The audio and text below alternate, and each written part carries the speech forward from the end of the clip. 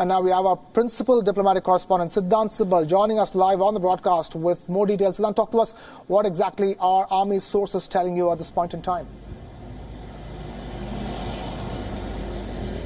Well, Krishna, it's a big story given the fact that what happened last week, both sides have arrived on a consensus that there will be a disengagement at the LAC at the eastern Ladakh areas where they're having massive buildups by the Chinese forces. But let me give you a context. This is for the second time in 1 month that both sides have arrived on consensus, because it was on 6th of June, that was Saturday, when both sides had met and agreed on a consensus. There was in fact disengagement as well after that, but on 15th of June, China went against the consensus and unilaterally tried to change the situation on the ground. And then thereafter, we saw how it was a violent face-off between both the Indian and the Chinese forces that left 20 Indian soldiers dead, many injured. There were casualties on the Chinese side as well, but China, being China,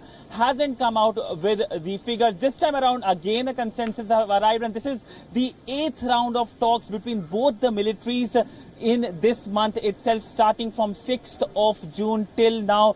Eight rounds of conversations, and of course yesterday was a marathon round of conversation between both India and China, lasting 11 hours. It was at 10:30 p.m.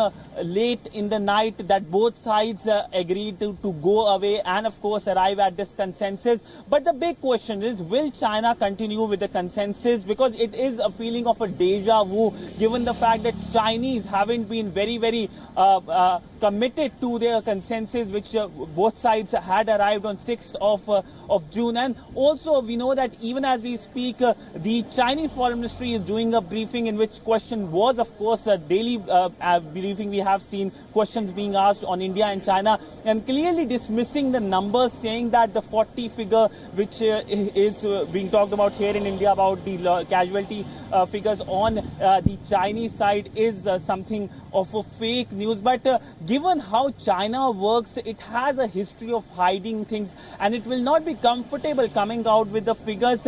In fact, being a very closed society, we have seen censorship working over time to make sure that they do not know the Indian version of the incident. When we talk about the people there, the common people there, in fact, interestingly, we saw over the weekend, and this story beyond broke, that how there were statements put by the Indian mission in Beijing about the Indian Prime Minister's statement, the ME's statement, the readout of the Chinese Foreign Minister and the Indian Foreign Minister on the India-China violent face-off.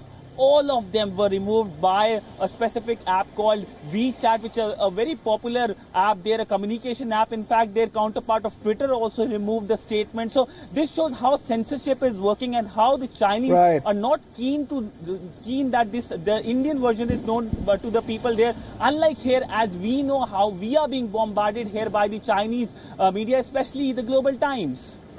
Siddhant Sibal, our principal diplomatic correspondent, joining us with that live update straight from India's capital, New Delhi. Thank you, Siddhant, for being with us here on the